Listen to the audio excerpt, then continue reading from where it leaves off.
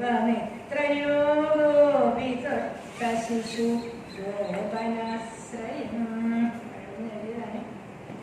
വഴകുന്ന ഗുരുവായൂർ ഭാഗവതം വയ്ക്കാനായിട്ട് പോകുന്നതിന് മുമ്പ് കൊടുങ്ങല്ലൂർ വന്ന് തൊഴിലിറങ്ങുമ്പോൾ ലോട്ടറി ടിക്കറ്റ് മേടിച്ചു. നമ്മളവിടെ ചെല്ലുമ്പോൾ എല്ലാവർക്കും ലോട്ടറി ടിക്കറ്റ് വെക്കുന്ന ഒരാളുണ്ടാവുന്നു.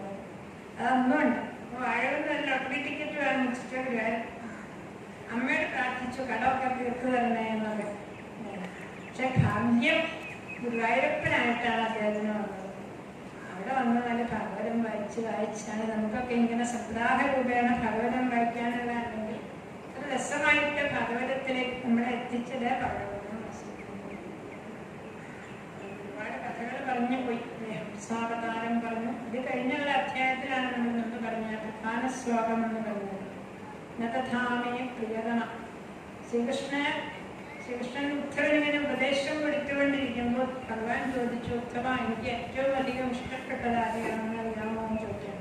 അപ്പൊ നതഥാമേ പ്രിയതമ ആത്മയോഗി ബ്രഹ്മാവിനെയാവും എന്ന് പറഞ്ഞു. അല്ല, എന്നാ ശങ്കരൻ എന്ന മഹാദേവനാവും. ആത്മയോഗൻ എന്ന ശങ്കര കലരാമസ്വാമിയാവും. നജസംഘർഷണം രുക്മിണീ ദേവിയോ അല്ലല്ല, നജശ്രീ ഭഗവാൻ.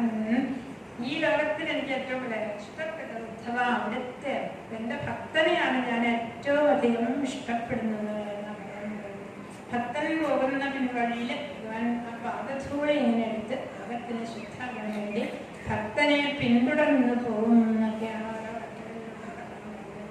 ഒരുപാട് ചോദ്യങ്ങളെ ഭക്തൻ ചോദിച്ചപ്പോൾ അതിൽ നമ്മൾ ഭഗവത്ഗീതയിലൊക്കെ കേൾക്കുന്ന വിഭൂതി യോഗം പറഞ്ഞു. പിന്നെ സിദ്ധികളെ കുറിച്ച് അധ്യായങ്ങളിൽ പറഞ്ഞു. ശരീരം ചെറുതാക്കുക വലുതാക്കുക അങ്ങനെയുള്ള സിദ്ധികളെ കുറിച്ചൊക്കെ പറഞ്ഞ്. പിന്നെ ധനം ഏറ്റവും പ്രശ്നമുണ്ടാക്കണതാണ് ആളുകളുടെ മാനാപമാനങ്ങൾ. നമ്മളിപ്പോൾ പ്രശംസയൊക്കെ കിട്ടിയാൽ നമുക്കതിനെ സ്വീകരിക്കാൻ വിഷമം ഉണ്ടാവില്ല. തുല്യ നിന്ദാസ്തുതം മൗനി. നിന്ദയിലും സ്തുതിയിലും ഒരുപോലെ ഇരിക്കാൻ സാധിക്കുന്നവർ വളരെ കുറവാണ്. അപ്പൊ അങ്ങനെയുള്ള ഒരു ഭിക്ഷുവിന്റെ കഥ പറഞ്ഞു. അദ്ദേഹം വളരെയധികം ധനം സമ്പാദിച്ചു കൂട്ടിവെച്ചപ്പോൾ അദ്ദേഹം ആരോടും മിണ്ടാതെ കഴിഞ്ഞു. മിണ്ടി തുടങ്ങിയ ആളെ കൊടുക്കേണ്ടി വന്നു. അങ്ങനെ ആ ധനം ഒരുപാട് സമ്പാദിച്ചു കഴിഞ്ഞപ്പോൾ ഭാര്യയും മക്കളൊക്കെ തന്നെ കള്ളന്മാരായി വന്ന് അതൊക്കെ കുറെ കൊണ്ടുപോയി. രാജാവ് കുറെ കൊണ്ടുപോയി. അങ്ങനെ മുഴുവൻ ധനവും നശിച്ചു കഴിഞ്ഞപ്പോൾ അദ്ദേഹം ഭിക്ഷാടനത്തിന് ഇറങ്ങി. അപ്പൊ ആളുകൾ കല്ലെറിയുകയൊക്കെ ചെയ്തു. പല രീതിയിൽ അദ്ദേഹത്തിനെ ഉപദ്രവിച്ചു കഴിഞ്ഞപ്പോൾ അദ്ദേഹം അവരോട് കോപിക്കുകയുണ്ടായില്ല. അതാണ് ഭഗവാൻ ആരോട് ഇഷ്ടമാകാറ്. അദ്ദേഹം സ്വയം പറഞ്ഞു, ഇവർക്ക് എല്ലാവർക്കും എന്നെ ഉപദ്രവിക്കണമെന്നല്ലേ തോന്നുള്ളൂ. അപ്പൊ ഇതെന്റെ ദോഷം തന്നെയാണ്. ധനത്തിന് 10-15 ദോഷങ്ങളുണ്ടാവില്ലേ. കളവ് പറയേണ്ടതായിട്ട് വരും, മറ്റുള്ളവരെ പറ്റിക്കേണ്ടതായിട്ട് വരും. എല്ലാ സദ്ഗുണങ്ങളും ധനം കൊണ്ട് നശിപ്പിക്കുക. വൃദ്ധനായി കഴിഞ്ഞാൽ പിന്നെ അങ്ങനെ എങ്ങനെയൊക്കെയാണ് അതിൽ നിന്നൊക്കെ ആ രീതിയിലുള്ള ഒരുപാട് 10-15 ദോഷങ്ങളൊക്കെ എടുത്തു പറഞ്ഞു. എന്നിട്ട് എവിടെ നിന്നൊക്കെ ആഹാരമൊക്കെ കിട്ടി ഒരു പതാകത്തിന്റെ തീർത്ത് പോയത് ഭക്ഷിക്കാൻ തുടങ്ങിയപ്പോൾ ആളുകൾ വന്നതിൽ മണ്ണ് വാരിയുടെ അയാളെ തല്ലിയൊക്കെ ഒത്തിരി ധനം ഉണ്ടായിരുന്നു. 10 പൈസ കൊടുത്തില്ല. ആദ്യ ദിവസം പറഞ്ഞില്ലേ, ദാനം ചെയ്യാൻ മടിക്കണ ധനികൻ ധനികനെ കല്ല് വരുത്തി എടുത്ത് താഴ്ത്തി തന്നാണ്. അവിടെ ഒന്നും ജീവിച്ചിരിക്കാൻ ഒക്കണല്ല. പിന്നെയും അതിനെ കൊടുത്ത് പലിശ ഉണ്ടാക്കിക്കൊണ്ടേയിരിക്കും. അങ്ങനെയൊക്കെയുള്ള ദോഷം ഉണ്ടാവും. എന്നിട്ട് ഇയാൾ ഉപദ്രവം കഴിഞ്ഞപ്പോൾ അദ്ദേഹം പറഞ്ഞു, ഇവരാരുമല്ല ഇതിനുള്ള കാരണം, എൻ്റെ മനസ്സ് തന്നെയാണ്. നമുക്ക് എല്ലാ ദുഃഖങ്ങൾക്കും കാരണം നമ്മുടെ മനസ്സ് തന്നെയാണ്. പരംകാരണമാനന്ദി സംസാരപത്രം. അതുപോലെ ആകാശത്തിലൊക്കെ ഗ്രഹങ്ങളാണ്. ഗ്രഹപ്പിഴ കൊണ്ടാണ് ദുഃഖം ഉണ്ടാകുന്നത്. ഒരു ഗ്രഹം മറ്റൊരു ഗ്രഹവുമായിട്ട് ചേർന്ന് അങ്ങനെയൊന്നും നമുക്ക് ഉപദ്രവം ഉണ്ടാകാൻ പോകുന്നില്ല. അതിനെ ഒത്തിരി വിസ്തരിച്ച് അദ്ദേഹം അതിനെക്കുറിച്ച് പറഞ്ഞു. അവരുടെ മനസ്സാണ് ഇതിനെല്ലാം കാരണം എന്ന് മനസ്സിലാക്കിക്കൊണ്ട് ആനന്ദമാണ്. അപ്പോൾ അവൻ്റെ മനസ്സ് നന്നാക്കിയാൽ മതി. ഉപദേശമാണ് നമുക്ക്. പിന്നെ അങ്ങനെ ഉപദേശങ്ങളെ കൊടുത്ത് പൂജാവിധി ഭഗവാൻ പറഞ്ഞു. ക്ഷേത്രം നിർമ്മിച്ച് പൂജാവിധി, അവനവനെ പൂജിക്കേണ്ടത് എങ്ങനെയാണോ എന്ന് ഗുരുവായൂരപ്പൻ പറഞ്ഞു. പത്നിയിൽ നമുക്ക് പൂജ ചെയ്യാം, നിലത്ത് പത്മയിട്ട് പൂജ ചെയ്യാം. പിന്നെ ബ്രാഹ്മണൻ, പശു അങ്ങനെയുള്ളവരെയൊക്കെ പൂജിക്കാം. ആ രീതിയിലുള്ള പൂജാതി കർമ്മങ്ങൾ ഭഗവാൻ വിസ്തരിച്ച് നമ്മൾ സാധാരണ ചെയ്യുന്ന രീതിയിലുള്ള പൂജകൾ തന്നെയാണ് എല്ലാം. എന്താണ് നിങ്ങൾക്ക് ഇഷ്ടമുള്ള ഇഷ്ടതമം ലോകെ ചാരിപ്രിയമാക്കന, അതെല്ലാം എനിക്ക് നിവേദിക്കാമെന്ന് നമ്മൾ ഇട്ടുണ്ടാക്കി പായസം നമ്മൾ സപ്താഹത്തിലെല്ലാം നിവേദിക്കാറുണ്ട്. അത് ഗുരുവായൂരപ്പന് ഇഷ്ടമാണ്. നിങ്ങൾക്ക് ഇഷ്ടമുള്ളതെല്ലാം ചെയ്യാം. ചില ക്ഷേത്രങ്ങളിലൊക്കെ ഉണ്ട് ഉപ്പുമാനാണ് വേദിക്കുക അല്ലെ, അങ്ങനെയൊക്കെയുള്ള ഭഗവാൻ അതെല്ലാം തിരഞ്ഞെടുക്കേണ്ടതെല്ലാം ഇഷ്ടമാണ്. അവസാനം പറഞ്ഞു പ്രതിഷ്ഠയാ സാർവഭൗമം സത്മനാ ഭുവനത്രയം. പിന്നെ ആരെങ്കിലും ഭഗവാന്റെ ക്ഷേത്രം പണിയാൻ വേണ്ടിയിട്ടുള്ള ധനമൊക്കെ തന്നാൽ അത് ഉപയോഗിക്കുക എന്നുള്ളത്. അങ്ങനെയാണെങ്കിൽ ഒരു നിലയ്ക്ക് പിന്നെ ക്ഷേത്രം പണിയുകയാണെങ്കിൽ നമ്മുടെ പ്രധാനമന്ത്രിയൊക്കെ ചെയ്യുന്ന അങ്ങനെ ഒരു അതുകൊണ്ടായിരിക്കാം സത്മനാ ഭുവനത്രയം. ക്ഷേത്രം നിർമ്മിച്ചാൽ ചക്രവർത്തിയാവും. സത്മനാ ഭുവനത്രയം 3 ലോകത്തിൻ്റെയും അധികനായിരിക്കാം. പൂജാദിനാ ബ്രഹ്മലോകം. പൂജാദികൾക്കുള്ള സഹായം ചെയ്യുകയാണെങ്കിൽ ബ്രഹ്മലോകത്തിലും ഇത്രയൊക്കെ 3 ചെയ്യുകയാണെങ്കിൽ ക്ഷേത്രം നിർമ്മിച്ചു, പ്രതിഷ്ഠ നടത്തി, പൂജാദികളും എല്ലാം ചെയ്ത് അമ്പലമൊക്കെ നിർമ്മിച്ച് അങ്ങനെ ചെയ്യുകയാണെങ്കിൽ അയാൾ എനിക്ക് തുല്യനായി തീരും എന്നൊക്കെയാണ് പറയുന്നത്. ക്ഷേത്രം ചെയ്യും, ക്ഷേത്ര ജോലികൾ അതൊക്കെ ചെയ്യുക. അങ്ങനെ പുരാണങ്ങളൊക്കെ വായിച്ച് കേൾപ്പിക്കുക. പൂജയുടെ അവസാനത്തിലൊക്കെ ഭഗവാന്റെ പാദം കെട്ടിപ്പിടിച്ച് ശിരോമൽപാദയോടുക പ്രാർത്ഥിക്കും.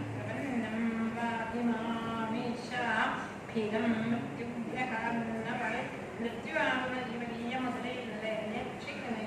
മൃത്യുവർമ്മ മൃതം ഗമയ എന്നതാണ് കാവലത്തിന്റെ പ്രാർത്ഥന. ഇതെല്ലാം പറഞ്ഞു വെച്ച അവസാനം ഉത്തരനോട് ചോദിച്ചു, നീ എന്തെങ്കിലും അറിയാൻ എനിക്കൊന്നും മനസ്സിലായില്ല. ഒന്നോടെ പറയണം മനസ്സിലാവാനിട്ടല്ല, ഭഗവാന്റെ മുഖത്തിന് ഇങ്ങനെ കേട്ടുകൊണ്ടേയിരിക്കാൻ വേണ്ടിയിട്ട് പിന്നെയും ചോദിച്ചു. അപ്പൊ ഭഗവാൻ പറഞ്ഞു ചണ്ടാള ലോകരം എല്ലാം ഉപേക്ഷിച്ചുകൊണ്ട് അവിടുന്ന്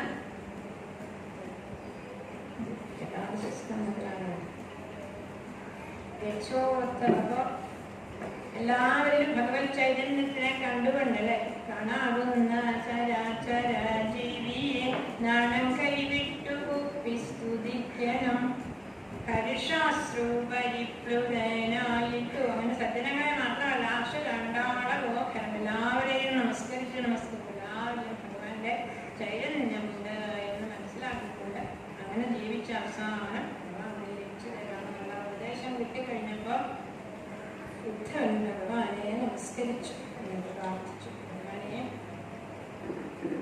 വിദ്യാമിതോ എന്റെ മോഹമാകുന്ന മായാമോഹമാകുന്ന അന്ധകാരം നശിച്ചു കഴിഞ്ഞു എന്ന് പ്രാർത്ഥിച്ചുകൊണ്ട് നമസ്തുതേ മഹായോഗിൻ.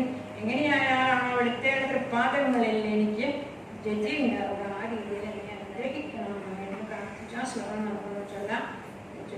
നമോസ്തുതേ മഹായോഗിൻ പ്രപന്ന മനുഷ്യാധിമാം യഥാ തുച്ഛരണം ഭോജേ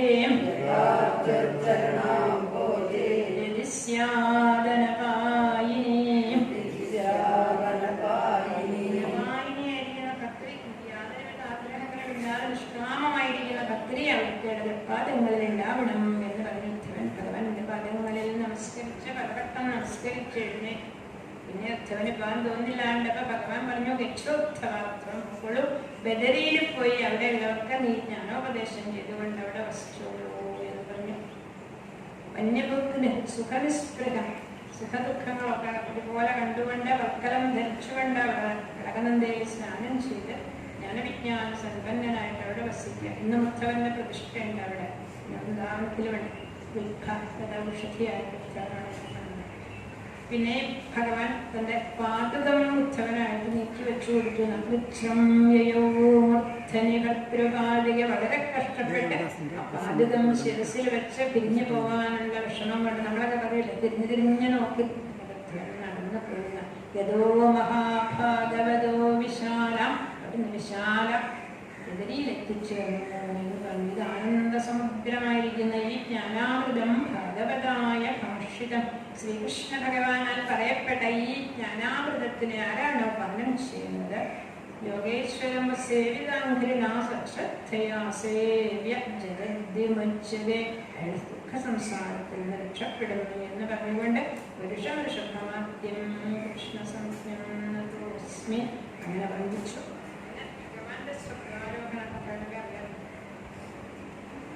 എല്ലാവരും കൂടി പ്രഭാസതീർത്ഥത്തിലേക്ക് പുറപ്പെട്ടു. അവിടെ ചെന്ന് ആ പ്രായശ്ചിത്താദി കർമ്മങ്ങളൊക്കെ ചെയ്ത് കഴിഞ്ഞപ്പോൾ അവർ ധാരാളം വരണീ മദ്യത്തിന്റെ കുപ്പികളൊക്കെ ആയിട്ട് അതൊക്കെ കഴിച്ചവർക്ക് ലഹരി പിടിച്ചപ്പോൾ അന്യോന്യം കുറ്റ ഓരോരോ ദോഷങ്ങളെ ചൂണ്ടിക്കാണിച്ച് അവസാനം ഇരകപ്പല്ല് വെച്ചടിച്ച വംശം മുഴുവൻ നശിച്ചു. ബലരാമസ്വാമിയും സ്വശരീരം നദിയിൽ ഉപേക്ഷിച്ചു. ഭഗവാനും അതുപോലെ കണ്ടുകൊണ്ട് ഒരാൾക്കറയിൽ ഇരിക്കുമ്പോൾ ജര എന്ന ഒരു കാട്ടാളൻ വന്നിട്ട് ആ ശേഷിച്ച ഒരു ഇരകപ്പല്ലിന്റെ ഒരു കളത്ത് മറ്റേ ഇരകപ്പല്ലായിരുന്ന മുസലത്തിന്റെ ഒരു കഷണം ആ അസ്ത്രം കൊണ്ട് ഭഗവാന്റെ പാദം കണ്ടപ്പോൾ അതൊരു മാനിന്റെ മുഖമാണെന്ന് കാടിന്റെ അടുക്കള നോക്കിയപ്പോൾ അദ്ദേഹം തോന്നി. അപ്പൊ ആ മാനിന്റെ മുഖമാണെന്ന് അസ്ത്രം കിട്ടിയും ഭഗവാന്റെ പാദത്തിൽ അത് കൊണ്ടുകഴിഞ്ഞപ്പോൾ ഓടി വന്ന് അവൻ കരഞ്ഞു, ഭഗവാനെ ആ പാപം ചെയ്ത് എന്നെ ശിക്ഷിക്കണേ എന്നൊക്കെ പറഞ്ഞാല് മുക്തകണ്ഠോ ഒരു വിരോധ അങ്ങേറ്റം കരഞ്ഞപ്പോൾ ഭഗവാൻ പറഞ്ഞു, നിന്റെ അസ്ത്രം ലക്ഷ്യത്തിൽ കൊണ്ടിരിക്കണം, എന്നെ സ്വർഗത്തിലേക്ക് അയച്ചിരിക്കണോ എന്ന് പറഞ്ഞിട്ട് അജ്ഞാനതാകൃതനെ ഞാൻ അറിയാതെ ചെയ്തതാണെന്നൊക്കെ പറഞ്ഞു. ഭഗവാൻ ക്ഷമിച്ചു. അയാളെ എന്റെ അസ്ത്രം അയച്ചു പ്രയത്നം കൂടി മോക്ഷം ഇഷ്ടം അയാളെ ഭഗവാനെ 3 വട്ടം പ്രദക്ഷിണം വെച്ച് നമസ്കരിച്ചപ്പോഴത്തേക്കും മഹാവിഷ്ണു രൂപം ധരിച്ച വിമാൻ കിട്ടിപ്പോയി. അപ്പൊ ദാരികൻ തേരുമായിട്ട് വന്നു. ഭഗവാന്റെ മുന്നിലെത്തിയപ്പോഴത്തേക്ക് ആ തേര് ആകാശത്തേക്ക് ഉയർന്നു പോയി. ദാരികനും കരഞ്ഞു വിട്ടു. ഭഗവാൻ പറഞ്ഞു, ഇതെല്ലാം കണ്ടില്ലേ, അവിടെ ചെന്ന് പറയുക, അച്ഛനമ്മമാരോടൊക്കെ ഈ കാര്യം പറയുക. തൊന്തും അർത്ഥർമ്മമാസ്തായ ദൈവ പ്രിയപ്പെട്ട തെരാളിയായിരിക്കുന്ന ദാരിക, അവിടുന്ന് എന്റെ ധർമ്മത്തിനെ അനുഷ്ഠിച്ചു കണ്ട് ഞാൻ അനുഷ്ഠനായിട്ട് കളത്തിൽ സഞ്ചരിക്കുന്നു എന്ന് പറഞ്ഞു. വിജ്ഞായോപശമം പ്രജാനങ്ങനെ ശാന്തി ഉണ്ടാവുമെന്ന് അനുഗ്രഹിച്ചു. ദാരികന്നാ വിവരമെല്ലാം കരഞ്ഞുകൊണ്ട് തന്നെ പോയി ദാരികയിൽ അറിയിച്ചു. അപ്പോഴത്തേക്കും ബ്രഹ്മാതി ദേവന്മാരെല്ലാം ആകാശവീതിയിൽ വന്ന് ധാരാളമായ സ്ഥിതിഗീതങ്ങളൊക്കെ മുഴങ്ങി എങ്ങനെയാവും ഈ യാത്ര എന്ന് കാണണം എന്ന് എല്ലാവർക്കും ഭഗവൻ പിതാമഹം വീക്ഷ്യ ഭഗവൻ ഉള്ളിലേക്ക് നോക്കിയാൽ ആരും ഒന്നുമില്ല സന്തോഷമായി. ഞാനിപ്പോ കണ്ണടച്ചുണ്ടായിരുന്നു. സംയോജ്യാത്മനിരാത്മാനം പത്മനേത്രേന മീലയൽ. അപ്പൊ ആ കണ്ണടച്ചതോടുകൂടി ആ രൂപം അവിടെ മറിഞ്ഞുപോയി എന്നാണ് പറയുന്നത്. ലോകാഭിരാമാംസ്വതനും കാരണാത്യാനമംഗളമായിരുന്ന യോഗധാരണ ആ യോഗീന്ദ്രന്മാരാൽ ധ്യാനിക്കുന്ന ആ ദേഹം അഗ്നിയിൽ ദഹിപ്പിക്കാതെ കണ്ട് അദഗ്ധ്വാണ് പറയുന്നത്. സ്വന്തം ധാമത്തെ ഭഗവാൻ പ്രാപിച്ചു. ആ തിരസ്സവിടെ മറിഞ്ഞു 25 കൊല്ലം. എങ്ങടാവും മറിഞ്ഞതാന്ന് ചോദിച്ചാൽ പറയും പുരീക്ഷേത്രത്തിലേക്ക് ഗുരുവായൂരപ്പനിൽ ലയിച്ചു എന്ന് പറയും. നമ്മളൊക്കെ പറയാ ശ്രീമദ് ഭാഗവത തലത്തിൽ ആദ്യം പറയുന്നത് കലി ആരെ ആശ്രയിച്ചു നിൽക്കണോ ചോദിക്കുമ്പോൾ ഭഗവാൻ പോയി കഴിഞ്ഞാൽ കലി ഭാഗവതത്തിന്റെ കലിയല്ല ധർമ്മം. കലിയുഗത്തിൽ ധർമ്മം ആരെ ആശ്രയിച്ചു നിൽക്കണോ, കലിയുഗത്തിൽ ധർമ്മം ശ്രീമദ് ഭാഗവതത്തിനെ ആശ്രയിച്ചു നിൽക്കണം. അതാണ് നമുക്കൊക്കെ കിട്ടിയത് ഭാഗ്യം എന്നവരെ മനസ്സിലാക്കാം. ദാരികൻ ഇങ്ങനെ വന്ന് പറഞ്ഞതോടുകൂടി ശ്രീകൃഷ്ണ പത്നിമാരെല്ലാം ഭഗവാൻ ചേർന്നു. ബലരാമസ്വാമിയുടെ പത്നി അവിടെ പോയി. മറ്റ് വസുദേവര ദേവക എല്ലാവരും യോഗസിദ്ധി കൊണ്ട് ദേഹം ഉപേക്ഷിച്ചു. ദ്വാരകാസമുദ്രത്തിൽ വന്ന് അന്ന് അവിടെ ഉണ്ണികൃഷ്ണന്റെ വിഗ്രഹം വെള്ളത്തിൽ അങ്ങനെ നടന്നു. അതാണ് ഇപ്പൊ നമ്മുടെ ഗുരുവായൂരപ്പനായി വന്നത് എന്നും പറഞ്ഞു. ഇന്ന് ദ്വാദശസ്കന്ധത്തിൽ എല്ലാവരും ഉറങ്ങിക്കിടങ്ങില്ലേ. ദ്വാദശസ്കന്ധത്തിലെ ബ്രഹ്മോപദേശമാണ് പ്രധാനമായിട്ടുള്ളത്. പരീക്ഷിത്ത് മഹാരാജാവ് കലിയുഗ വർണ്ണനയെല്ലാം ചെയ്തിട്ട് പരീക്ഷിത്തിന് ശ്രീശുര ബ്രഹ്മർഷി ബ്രഹ്മജ്ഞാനം ഉപദേശിച്ചു. അഹം ബ്രഹ്മാസ്മി തത്വമസി എന്നുള്ള തത്വത്തിനെ ഉപദേശിച്ച് അദ്ദേഹത്തിന് ജ്ഞാനമുണ്ടാക്കി. എനിക്ക് മരണം സംഭവിക്കില്ല മനസ്സിലാക്കി. സ്വരൂപമാണ്, ശരീരമല്ല. ശരീരത്തിൽ തന്നെ ഇങ്ങനെ സങ്കല്പിച്ചിരിക്കുന്നൊക്കെ ഉള്ളൂ. ശരീരമല്ല ഞാൻ എന്ന ബോധം അദ്ദേഹത്തിനുണ്ടായി. ഭഗവൻ രക്ഷകാദിഭ്യോ മൃത്യുഭ്യോ നമ്യഹം എന്ന് നമ്മളും പറയണം. ഭഗവാനെ എനിക്ക് രക്ഷക കാലസർപ്പത്തിനെയോ മരണത്തിനെയോ ഭയമില്ല. ഇഷ്ടോ ബ്രഹ്മനിർമ്മാണം ഞാൻ പതിവേച്ചിരിക്കുന്നു. അങ്ങനെ എനിക്ക് അഭയം. എന്റെ അജ്ഞാനമെല്ലാം നശിച്ചു. അവിടുത്തെ ദർശനമുണ്ടായി. ഇങ്ങനെ സത്സംഗ മഹത്വവും ഗുരുമഹത്വവും ഒക്കെ പറഞ്ഞു കഴിഞ്ഞപ്പോൾ ശ്രീശുക ബ്രഹ്മർഷി അവിടെ ഉണ്ടായിരുന്ന മഹർഷിമാരെല്ലാവരും അവിടെ വന്നിരുന്നവരെല്ലാവരോടും കൂടി അവിടെ പോയി പരീക്ഷിക്കുന്നവരാളും അല്ലെ ചൈതന്യത്തിനെ ലയിപ്പിച്ചു എന്ന് മാത്രം. ദേവി ഭാഗവതി അത് വേറെ പുസ്തകിച്ച് പറയുന്നുണ്ട്. അങ്ങനെ പരീക്ഷിത്ത് മോക്ഷം കിട്ടിപ്പോയി. സൂതൻ വേദത്തിന്റെ വിഭജനത്തെ കുറിച്ചൊക്കെ പറഞ്ഞു. അപ്പോൾ പുരാണാചാര്യനായ മാർക്കണ്ഡേയനെ കുറിച്ച് പറഞ്ഞു. അദ്ദേഹം തപസ് ചെയ്തിട്ട് വളരെ കാലം തപസ് ചെയ്തു. അപ്പൊ അപ്സരസ്സുകൾ അദ്ദേഹത്തെ മോഹിപ്പിക്കാനായിട്ട് വന്നു. അത് അദ്ദേഹം കണ്ടു തന്നെയില്ല. ഇവരുടെ നൃത്തവും ചിലങ്കയുടെ ശബ്ദവും ഒന്നും അദ്ദേഹത്തിനെ ബാധിച്ചു. ഇത്രയും ധൈര്യവാനായ ഒരാളുടെ ഭരതഭൂമിയിലുണ്ടല്ലോ ചേട്ട് നരനാരായണന്മാരോട് പ്രത്യക്ഷമായി. സ്തുതിയൊക്കെ കഴിഞ്ഞപ്പോൾ നരനാരായണന്മാരോട് മാർക്കണ്ഡേയൻ ചോദിച്ചു, എല്ലാവരെയും മായ മായ എന്ന് പറയുന്നത് എന്താ മായ? മായയിൽ നീന്തി വെള്ളം കുടിച്ചു ഞാൻ എന്നൊക്കെ പറയണ്ടായിരുന്നു. ഭഗവാനെ മായ ഞാൻ എന്ന് പറയാം, അങ്ങനെയൊന്നും വേണ്ട, അങ്ങനെ ഒരു വെള്ളം കുടിച്ചിട്ടില്ലല്ലോ എന്ന് കുടിപ്പിക്കാന്ന് ഭഗവാൻ ചെയ്തു. അതോടുകൂടി മായ കണ്ടു എന്നുണ്ട്. പിന്നെ ഇങ്ങനെ ഉച്ച കഴിഞ്ഞപ്പോൾ മഴയൊക്കെ ഉണ്ടായി, ധാരാളമായ ജലം വന്ന് ഇങ്ങനെ വീണ മയയിൽ നീന്തി വെള്ളം കുടിച്ചത്. പുഷ്പഭദ്ര നദി കവിഞ്ഞൊഴുകിയിട്ടല്ലേ, വെള്ളപ്പൊക്കം വന്നറിയാലോ, തിങ്ങൂച്ചെല്ല ഒഴുകി ഒഴുകി പോകുന്ന ആ കൂട്ടത്തിൽ ഇങ്ങനെ ഒഴുകി ഒഴുകി മാർക്കണ്ഡേയൻ വളരെ കാലം ഒഴുകി നടന്നു കുറേ വെള്ളം കുടിച്ച് അങ്ങനെ പോകുമ്പോൾ ഒരു വടവൃക്ഷം കണ്ടു. ആ വടവൃക്ഷത്തിന് സമീപത്തൊരു ഇല ഇങ്ങനെ നീണ്ടു കിടക്കും, ഒരു പേരാലിന്റെ ഇല. ഇവിടെ നെല്ലൂരൊക്കെ ധാരാളം പേരാലുണ്ട്. അങ്ങനെ ഒരു പേരാലിന്റെ ഇല വെള്ളത്തിലേക്ക് ഇങ്ങനെ കിടക്കുന്നു. അതില് കുഞ്ഞിക്കാല് പിടിച്ചുകൊണ്ടൊരു ഉണ്ണിക്കണ്ണനെ കണ്ടു. എന്നോട് ചെന്ന് നീന്തി നീന്തി ആ കുട്ടിയുടെ അടുത്ത് നോക്കിക്കിട കുട്ടിയുടെ ഉള്ളിലോട്ട് കയറിപ്പോയി. അവിടെ ചെന്നപ്പോൾ അവിടെ ഈ കണ്ട കോലാഹലമൊക്കെ ഉണ്ട്. ഈ പ്രളയവും ജലവും എല്ലാം അവിടെയും കണ്ടു. അടുത്ത ശ്വാസത്തിൽ വീണ്ടും പുറത്തു. അങ്ങനെ 2-3 പ്രാവശ്യം ശ്വാസം വലിഞ്ഞ് അകത്തോട്ട് കയറിയപ്പോൾ ഭഗവാനേ എന്ന് വിചാരിച്ച കുഞ്ഞിക്കാല് കെട്ടിയാണ് കുറിച്ചു. അതാണ് ആശ്രയമാണ് ദ്വാദശ സ്കന്ധത്തിന്റെ ഒരു ലക്ഷ്യം. തൂരം അങ്ങനെയാണല്ലോ പറഞ്ഞിരിക്കുക. യോഗീന്ദ്രാണാം തദംഗേഷു അധിക സുമധുരം.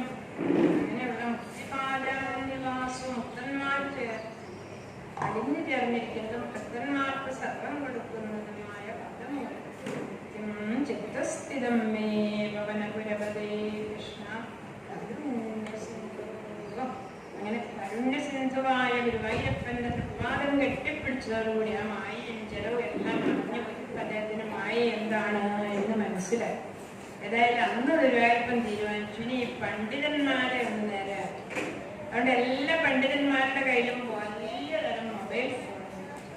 മായ എന്താണെന്ന് ചോദിക്കരുത്. ഒരു വലിയ പൂജാരിയുടെ ഏറ്റവും വലിയ പെട്ടിയിരിക്കുന്നു. അതുപോലെയുള്ള പെട്ടി എല്ലാ സന്യാസിമാരുടെ കയ്യിലുണ്ട്. എല്ലാ അദ്ദേഹന്മാരുടെ വലിയ സാധനമുണ്ട്.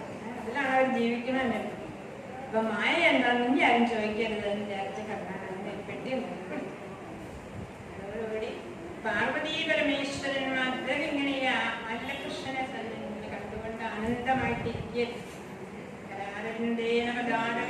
ഏതൊരു അവയവത്തിനാണ് ഭംഗി അങ്ങനെ കണ്ടുകൊണ്ടിരിക്കുമ്പോഴുണ്ടേ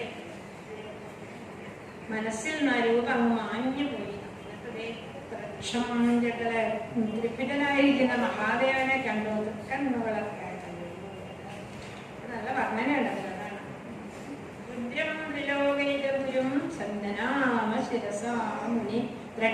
ദശപുരം പ്രാംശം ഭാസ്കരം ജ്വലിക്കുന്ന സൂര്യനെ പോലെ വ്യാഘ്രതമ്മമ്പലത്തരനായിട്ട് ശൂലകഡ്വാങ്ക ധർമ്മവി അക്ഷമാലയൊക്കെ അണിഞ്ഞ ഡമരവും കപാലവും ധരിച്ച് വിജക്ഷസ്മിത. ഇതെന്തപ്പോ ഈ ഒരു രൂപ എൻ്റെ ഉള്ളിൽ വരണേ അഴിച്ച് നോക്കിയപ്പോ കണ്ണുറങ്ങിയപ്പോ നമ്മുടെ അനുഗ്രഹിക്കാനായിട്ട് സിദ്ധപ്പെടുത്തപ്പൻ ഇങ്ങോട്ട് വന്നിരിക്കുന്ന കണ്ടത് പാർവതീ ദേവിയോട് കൂടി കുടുങ്ങലോരമ്മയോട് കൂടി മഹാദേവൻ നമസ്കരിച്ചു. ശിവായ ശാന്തായ സത്വമായ പ്രമൃതായ ജ്ഞാനജോരുഷേഭ്യഘോരായ നമസ്തുഭ്യം നമോരുഷേ. സന്തോഷമായി. മഹാദേവൻ എന്താ വരം വേണ്ടേ ചോദിച്ചോളൂ. ബ്രാഹ്മണേഭ്യോ നമസ്യാമ. നിങ്ങളെ വേദത്തിന്റെ സ്വരൂപമാണ് വിക്രൂപം ഈമയം. വിക്രത്തെ ആത്മസമാധാന തപസ്വാധ്യായ സംയം അങ്ങനെല്ലാം ഉള്ള ബ്രാഹ്മണരെ ഞാൻ എപ്പോഴും നമസ്കരിക്കുക. എന്ത് വരം വേണമെന്ന് ചോദിച്ചോളാം. ചോദിക്കാം. മായ കണ്ട് അതുകൊണ്ട് പറഞ്ഞവര് വരം തന്നാൽ വരമേകം ഒരേ ഒരു വരം. അവിടുത്തെ തൃപ്പാദങ്ങളിൽ കത്തുണ്ടാവുക. മഹാവിഷ്ണു ഭഗവാന്റെ പാദങ്ങളിൽ രവിയുടെ പാദങ്ങളിൽ കത്തുണ്ടാവുക. തൽപരേഷു അവരിലെല്ലാവരിലും അങ്ങയിലും എനിക്ക് ഭക്തി ഉണ്ടാവണം. ഭക്തന്മാരിലും ഭക്തി ഉണ്ടാവണം. അങ്ങനെ തന്നെ ആയിക്കോട്ടെ. അതാണ് നമുക്കും വേണ്ടത്. ഈ മായ എന്ന് പറയണത് ഇങ്ങനെ നമ്മൾ കറങ്ങിക്കൊണ്ടേയിരിക്കും. നമുക്കൊരു രസമായിട്ടുള്ളത് എപ്പോഴും ഭഗവാനിലും ഭക്തന്മാരിലും ഭക്തി ഉണ്ടാവും.